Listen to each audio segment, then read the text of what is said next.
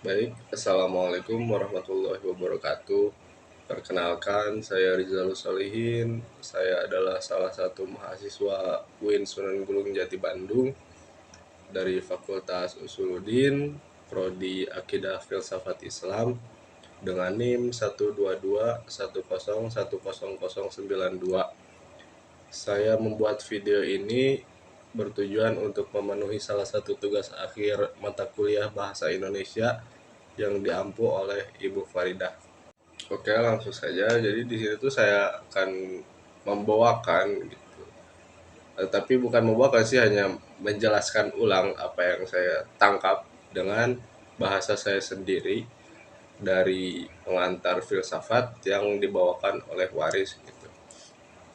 Jadi langsung saja, apa itu filsafat gitu kan.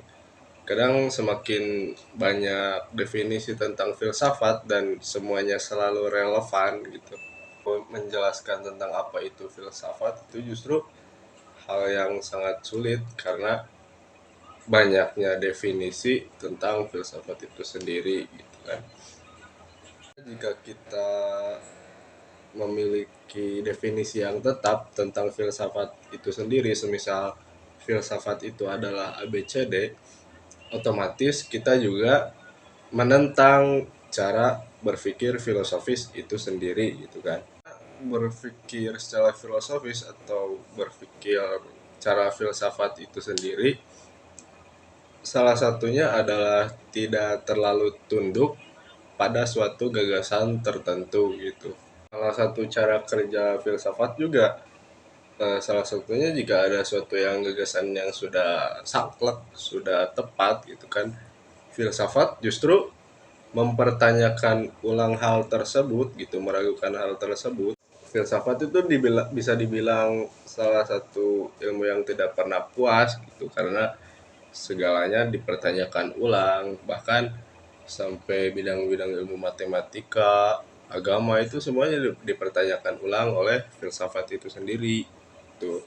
Jadi secara garis besarnya filsafat itu belum bisa tunduk atas suatu gagasan yang sudah saklek. Jadi terlepas dari itu, aku punya beberapa pengertian sekaligus perdebatan tentang filsafat yang tentunya tidak jelas karena apa? Karena pengetahuanku tentang filsafat juga belum tentu banyak gitu kan. Karena apa ya? Pertanyaan tentang filsafat itu adalah pertanyaan terbesar dalam sejarah tentang pertanyaan apa filsafat itu sendiri. Jadi sebelum kita masuk ke definisi filsafat, kita masuk ke pengertian filsafat itu sendiri. Dari sini, dari buku yang aku dapat, pengertian filsafat itu dibagi jadi empat, ditinjau dari empat aspek gitu kan. Dari salah satunya dari segi semantik, dari segi praktis, dari segi umum, dan segi khusus. Kita masuk ke pengertian filsafat dari segi pertama, yaitu dari segi semantik atau tata bahasa gitu. Seperti yang biasa dijelaskan di bangku-bangku filsafat di dunia perkuliahan atau di kelas-kelas atau di mata kuliah filsafat umum.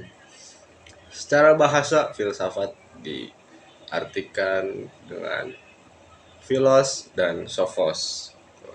Apa artinya philos? Philos itu cinta, dan sophos bisa diartikan secara sederhananya diartikan sebagai kebijaksanaan gitu kan. Jadi eh, dalam segi ini filsafat diartikan cinta, kebijaksanaan, yang mana otomatis jika kita sudah mengklaim, jika kita sudah bijak, sudah mengklaim diri kita sendiri sudah bijak, berarti kita belum mencapai kebijaksanaan itu sendiri. Karena dalam segi ini kita ditinjau dari segi bagaimana kita jauh mencintai kebijaksanaan itu sendiri. Kita cermati kawan-kawan, cinta kebijaksanaan itu ibarat kayak kamu mencintai orang, berarti orang itu belum dapat gitu. Kita masuk ke pembahasan tentang pengertian filsafat yang kedua, yaitu dari segi praktis. Dari segi praktis, filsafat diartikan sebagai alam pikiran atau alam berpikir gitu. Jadi setiap orang berpikir, setiap orang artinya pasti berfilsafat gitu. Maka gak salah juga ada semboyan yang mengatakan jika setiap orang adalah filsuf, seperti kata sebagian tokoh. Kenapa dikatakan seperti itu? Karena ya pasti setiap orang mempunyai filsafatnya sendiri dan mempunyai pandangannya sendiri tentang kehidupan di alam semesta ini. Tetapi apabila diberikan pertanyaan, apakah semua orang adalah filsuf? Penulis belum sependapat dengan itu. Karena untuk menjadi filsuf tidak semudah itu gitu. Tidak hanya berpikir yang hanya sekedarnya gitu. Seorang filsuf itu berpikir secara mendalam, secara fundamental. Seperti salah satu tokoh ahli metafisika yaitu Richard Taylor mengatakan walaupun setiap orang memiliki pendapatnya masing-masing, misalnya tentang agama, tentang moral, tentang makna hidup, tapi hanya sedikit yang memiliki suatu konsepsi filsafat dan lebih sedikit yang mempunyai pemahaman tentang metafisika gitu. Dari pendapat Richard Taylor ini bisa disimpulkan jika tidak semua orang itu filsuf, bisa dikatakan filsuf. Jadi menurut penulis gitu, yang uniknya tuh di sini. Jadi menurut penulis mempunyai beberapa kriteria untuk bagaimana seorang disebut filsuf. Salah satunya ia harus arif, ia harus berilmu, ia harus berjiwa tenang, ia harus pemikir, dan yang penting ia harus pecinta terhadap pandangan kebenaran. Mungkin kriteria tadi lebih sedikit, lebih banyaknya bisa dikatakan untuk menjadi seorang filsuf gitu. Jadi kita masuk ke pembahasan yang ketiga, yaitu filsafat ditinjau dari segi umum.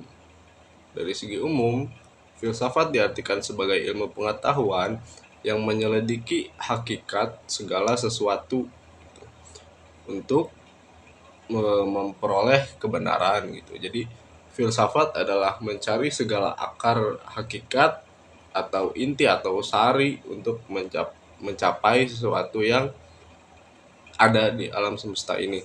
Akhir, filsafat dari segi khusus. Dari segi khusus, pengertian filsafat dipengaruhi oleh berbagai faktor.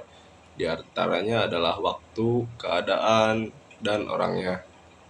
Hal ini tidak terlepas dari perkembangan filsafat itu sendiri, sehingga timbullah berbagai pandangan atau pendapat atau aliran yang mempunyai kekhususannya masing-masing. Halnya rasionalisme yang menekankan pada rasional, materialisme yang menekankan pada materi, hedonisme yang menekankan pada kesenangan, idealisme yang menekankan pada ide-ide dan lain-lain sebagainya. Sekarang kita masuk ke pembahasan inti kita tentang definisi filsafat, tuh kan. Sebagaimana halnya luasnya pembahasan definisi filsafat, dan aku tentu tidak berani untuk mendefinisikan itu, sewajarnya kita mengambil definisi-definisi dari para tokoh filsuf. Filsuf pertama yang mendefinisikan filsafat, aku ambil Plato gitu, karena Plato adalah salah satu filsuf yang termasyhur, murid Socrates, dan ia mendefinisikan filsafat sebagai pengetahuan yang berminat mencapai pada kebenaran yang asli gitu kan. Jadi dia mendefinisikan jika filsafat adalah suatu pengetahuan yang terus-menerus dan terus menggali sampai menemukan suatu kebenaran yang sangat mutlak dan sangat asli. Tokoh yang kedua aku ambil Aristoteles, yang mendefinisikan jika filsafat adalah ilmu pengetahuan yang meliputi kebenaran mengenai ilmu-ilmu metafisika, logika, retorika, etika, ekonomi, politik, dan estetika gitu kan. Menurut dia, filsafat adalah ilmu mencari kebenaran pertama ilmu tentang segala yang ada yang menunjukkan ada yang mengadakan sebagai penggerak pertama gitu. Jadi tak aneh lagi gitu jika filsafat melahirkan banyak anak gitu, sebagaimana pendidikan dasar di sekolah sekolah kita gitu kan. Itu semua adalah hasil dari pemikiran filsafat. Aku ambil tokoh dari salah satu filsuf Islam yaitu Al-Farabi yang menunjukkan jika filsafat adalah pengetahuan tentang alam yang maujud dan bagaimana hakikat yang sebenarnya gitu. Jadi ilmu filsafat bagi Al-Farabi adalah menjelaskan tentang segala yang ada di dunia ini dan sebagaimana halnya sebenarnya gitu. Bisa dibilang menurut Al-Farabi itu filsafat bisa menggambarkan alam semesta yang maujud ini, alam semesta yang ada ini, dan bagaimana hakikat-hakikat yang tergantung di dalamnya gitu. Sekian video dari saya, mohon maaf apabila banyak kurangnya, dan terima kasih.